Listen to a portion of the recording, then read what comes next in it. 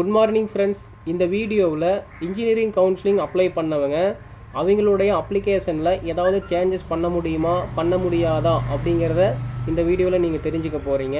Engineering counselling apply பண்ண students பார்த்தீங்கன்னா அவங்களுடைய அப்ளிகேஷனுக்கு ஆன்லைன் மூலமாக ஃபீஸ் பே பண்ணியிருந்தீங்க அப்படின்னா உங்களால் உங்கள் அப்ளிகேஷனில் எந்த ஒரு சேஞ்சஸையுமே பண்ண முடியாது.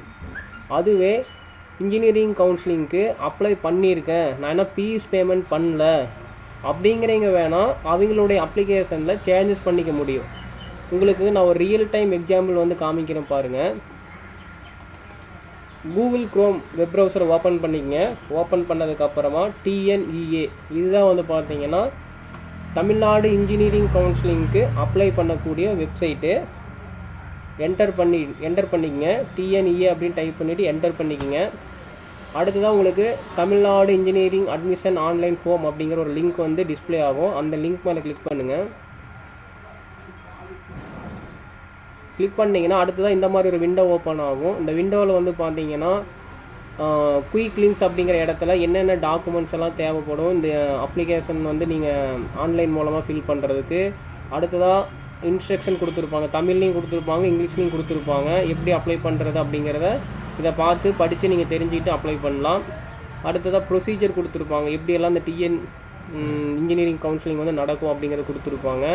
அடுத்த பார்த்தீங்கன்னா ரிஜிஸ்ட்ரேஷன் டேட்டா ஷீட். இது பார்த்தீங்கன்னா அவங்க கஸ்டமர் யாராவது கடைக்கு வராங்க அப்படின்னா இன்ஜினியரிங் கவுன்சிலிங் அப்ளை பண்ணணும்னு சொல்கிறாங்கன்னா எங்களோட டீட்டெயில்ஸை பார்த்தீங்கன்னா இந்த டேட்டா ஷீட்டில் ஃபில் பண்ணி கொடுத்ததுக்கப்புறமா நீங்கள் அப்படியே பார்த்து என்ட்ரு பண்ணிக்கலாம், கொஞ்சம் ஈஸியாக இருக்கும். அதுக்காக தான் இந்த டேட்டா ஷீட்டு. அடுத்து டிஎஃப்சி லிஸ்ட்டு, அதாவது எங்கெல்லாம் பார்த்தீங்கன்னா இந்த கவுன்சிலிங் உண்டான சென்டர்லாம் கொடுத்துருக்காங்க அப்படிங்கிறத இதில் போய் நீங்கள் பார்த்துக்கலாம். அடுத்ததாக ஷெடியூலு. அடுத்ததாக பிளாக் இன்ஃபர்மேஷன், அதாவது ஸ்கூல் நேம் கொடுக்க தெரியல, எனக்கு வரவே மாட்டேங்குது அப்படின்னா உங்களோட ஸ்கூல் எந்த பிளாக்கில் இருக்குது அப்படிங்கிறத இதை வச்சு நீங்கள் கண்டுபிடிச்சிக்கலாம். அதுக்காக இந்த ஸ்கூல் பிளாக் இன்ஃபர்மேஷன் கொடுத்துருப்பாங்க. அடுத்து எஃப்ஜி பிஎம்எஸ்எஸ் இன்ஃபர்மேஷன்லாம் கொடுத்துருப்பாங்க. இதெல்லாம் நீங்கள் படித்து பார்த்துட்டு தெளிவாக தெரிஞ்சுட்டு அப்ளை பண்ணுங்கள். அடுத்து பார்த்தீங்கன்னா இந்த இடத்துல click here BE BTech registration கொடுத்துருப்பாங்க. பிஇ பிடெக் நீங்கள் அப்ளை பண்ண போகிறீங்க, ரிஜிஸ்ட்ரேஷன் பண்ணலன்னா இந்த லிங்கை கிளிக் பண்ணி நீங்கள் ரிஜிஸ்ட்ரேஷன் பண்ணிவிட்டு தான் அதுக்கப்புறமா லாகின் பண்ணிவிட்டு அப்ளை பண்ணுற மாதிரி இருக்கும். அடுத்த பிஆர் படிக்கிறேன் அப்படின்னா பிஆருக்கு அப்படிங்கிற இந்த லிங்கை கிளிக் பண்ணி ரிஜிஸ்ட்ரேஷன் பண்ணிவிட்டு அதுக்கப்புறமா லாகின் பண்ணிவிட்டு அதுக்கப்புறமா நீங்கள் அப்ளிகேஷன் ஃபில் பண்ணுற மாதிரி இருக்கும். நான் ஆல்ரெடி பார்த்தீங்கன்னா என்னுடைய நிறையா ஸ்டூடெண்ட்ஸுக்கு பார்த்தீங்கன்னா நான் அப்ளை பண்ணி வச்சுருக்கேன். அதில் ஒரு ஸ்டூடெண்ட்டை தான் பார்த்தீங்கன்னா உங்களுக்கு நான் டிஸ்பிளே பண்ண போகிறேன். நான் லாகின் அப்படிங்கிற இந்த ஆப்ஷன் மேலே கிளிக் பண்ணுறேன். இப்போ பார்த்தீங்கன்னா எனக்கு இந்த மாதிரி ஒரு விண்டோ ஓப்பன் ஆகும். இந்த விண்டோவில் பார்த்தீங்கன்னா உங்கள் ஸ்டூடெண்ட்டோட யூசர் ஐடி பாஸ்வேர்டு ரெண்டுமே டிஸ்பிளே ஆகும். இந்த இடத்துல நான் சேவ் பண்ணி வச்சுருக்கிறேன், அதனால் டிஸ்பிளே ஆகுது. நீங்கள் சேவ் பண்ணாமல் வச்சுருந்தீங்கன்னா டிஸ்பிளே ஆகாது. நீங்கள் பார்த்தீங்கன்னா உங்களோட யூசர் ஐடி பாஸ்வேர்டு ரெண்டையும் பாருங்கள், இந்த இடத்துல டைப் பண்ணிங்க. ஓகேங்களா? நான் என்னோடய ஸ்டூடெண்ட்டோட யூசர் ஐடியும் பாஸ்வேர்டையும் இந்த இடத்துல நான் டைப் பண்ணிட்டேன். டைப் பண்ணிவிட்டு லாகின் பண்ணுறேன். லாகின் பண்ணோம் அப்படின்னா நம்மளுடைய அப்ளிகேஷன் ஃபார்ம் ஓப்பன் ஆகும். ஓகேங்களா? ஜஸ்ட்டு வெயிட் பண்ணுங்கள், லோடிங் ஆகுது. இப்போ பார்த்தீங்கன்னா லோடிங் ஆகி எனக்கு ஓப்பன் ஆகிடுச்சு. ஓப்பன் ஆன உடனே பார்த்தீங்கன்னா என்ன ஆகுதுன்னா எனக்கு டவுன்லோட் நவ் அப்படிங்கிற ஆப்ஷன் காமிக்குது. ஏன்னா நான் இந்த ஸ்டூடெண்ட்டுக்கு நான் பேமெண்ட் பண்ணிட்டேன் அப்படிங்கிறதுனால என்னால் பார்த்தீங்கன்னா இந்த மாதிரி இடத்துல கிளிக் பண்ணி ஓப்பன் பண்ணி பார்க்கவே முடியாது. அதே மாதிரி என்னால் எடிட் பண்ணவும் முடியாது. ஓகேங்களா? என்னால் என்ன தான் பண்ண முடியும் அப்படின்னு பார்த்தீங்கன்னா click here to upload certificate அப்படிங்கிற இந்த ஆப்ஷனை கிளிக் பண்ணி நான் இன்னும் பார்த்தீங்கன்னா எந்த ஒரு சர்டிஃபிகேட்டையுமே அப்லோட் பண்ணாமல் இருக்கு. அதை வேணால் என்னால் பண்ண முடியும். அப்லோட் பண்ணதுக்கப்புறமா ஃப்ரீஸ் அப்லோட் அப்படிங்கிற ஒரு ஆப்ஷன் கொடுத்துருப்பாங்க. இந்த ஆப்ஷன் நான் கிளிக் பண்ணிட்டேன் அப்படின்னா என்னால் அப்லோடும் பண்ண முடியும். ஜஸ்ட்டு என்ன தான் பண்ண முடியும்னா இந்த அப்ளிகேஷனை பார்த்தீங்கன்னா லாகின் பண்ண மட்டும்தான் முடியும், வேறு எந்த ஒரு சேஞ்சஸுமே பண்ண முடியாது. ஓகேங்களா? இப்போ பார்த்தீங்கன்னா நான் இன்னொரு ஸ்டூடெண்ட் ஓப்பன் பண்ணி காமிக்கிறேன். நான் இதை லாக் அவுட் பண்ணிக்கிறேன். இது என்னோட ஒரு ஸ்டூடெண்ட்டு இங்கே நான் பேமெண்ட் பண்ணிட்டேன் அப்படிங்கிறனால எனக்கு என்ன ஆச்சுன்னா எடிட் பண்ணுற விண்டோ காமிக்கல. ஓகேங்களா? இப்போ நான் இன்னொரு ஸ்டூடெண்ட் இருக்குது, அப்படி அவருக்கு நான் உங்களுக்கு ஓப்பன் பண்ணி காமிக்கிறேன் பாருங்கள். ஜெயபால் ரங்கன் அப்படிங்கிறதுக்கு நான் இன்னும் பேமெண்ட் பண்ணல. ஜஸ்ட் நான் இதை கிளிக் பண்ணிவிட்டு என்ன பண்ணுறேன்னா லாகின் கொடுக்குறேன். லாகின் கொடுத்தேன் அப்படின்னா அவரோட அப்ளிகேஷன் என்ன ஆயிடுச்சுன்னா எனக்கு ஓப்பன் ஆகிடுச்சு. தெரியுதுங்களா? இப்போ நான் என்ன பண்ணலான்னா இப்போ உதாரணத்துக்கு பார்த்தீங்கன்னா நான் என்ன பண்ணுறேன்னா இந்த கம்யூனிட்டி சர்டிஃபிகேட் நம்பருக்கு பார்த்தீங்கன்னா நான் தப்பாக டைப் பண்ணிட்டேன் அப்படிங்கிறத நீங்கள் நினச்சிக்கோங்க. ஓகேங்களா? இப்போ நான் என்ன பண்ணலான்னா பேக் வரேன். திரும்ப என்ன பண்ணிக்கிறேன்னா பேக் வரேன். திரும்ப என்ன பண்ணுறேன்னா பேக் வரேன். எதுக்காகனா நான் அந்த இடத்துக்கு வரணும் சரிங்களா. அந்த கம்யூனிட்டி சர்டிஃபிகேட் எங்கே நான் டைப் பண்ணணும் அந்த இடத்துக்கு வரணும். அதனால அது வரைக்கும் நான் பேக் வந்துக்கிறேன் ஓகேங்களா.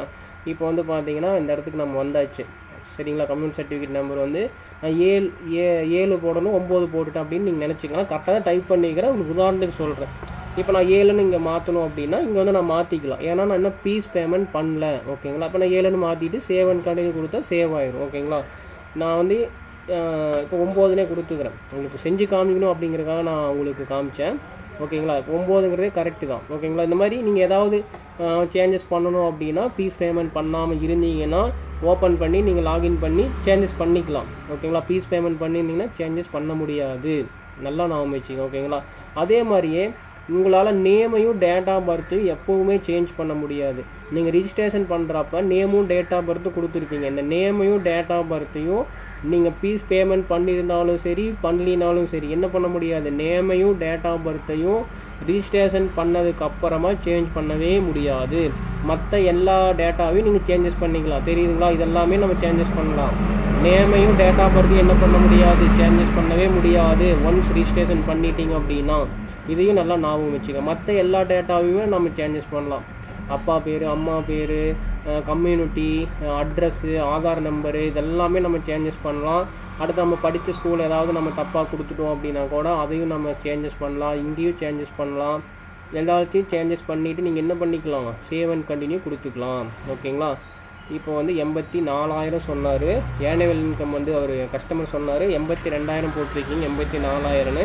இப்போ பாருங்கள் நான் சேஞ்சஸ் பண்ணுறேன். சேஞ்சஸ் ஆகுது. சேஞ்சஸ் பண்ணதுக்கப்புறமா என்ன பண்ணிக்கிறேன் சேவ் அண்ட் கண்டினியூ கொடுத்துக்கிறேன்.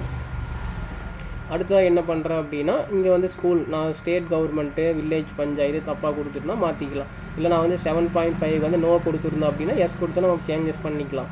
அடுத்த ஸ்கூலோட நேம் தப்பாக கொடுத்துட்டேன் மீடியம் தப்பாக கொடுத்துட்டேன் பிளாக் தப்பாக கொடுத்துட்டேன் அப்படிங்கிற எல்லா விஷயத்தையும் நீங்கள் சேஞ்சஸ் பண்ணிக்கலாம்.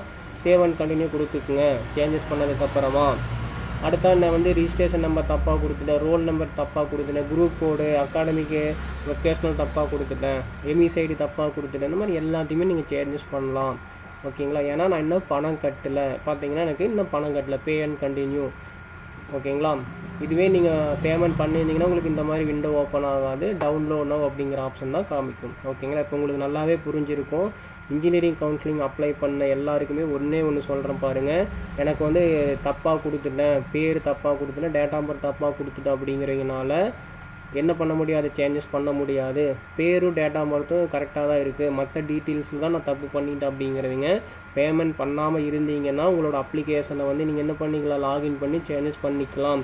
பேமெண்ட் பண்ணிட்டேங்க அப்படிங்கிறவங்கனால நேமும் டேட் ஆஃப் பர்த் மட்டும் கிடையாது வேறு எந்த டேட்டாவையும் நீங்கள் சேஞ்சஸ் பண்ணவே முடியாது. இதையும் நல்லா ஞாபகம் வச்சுங்க ஓகேங்களா. Thank you friends.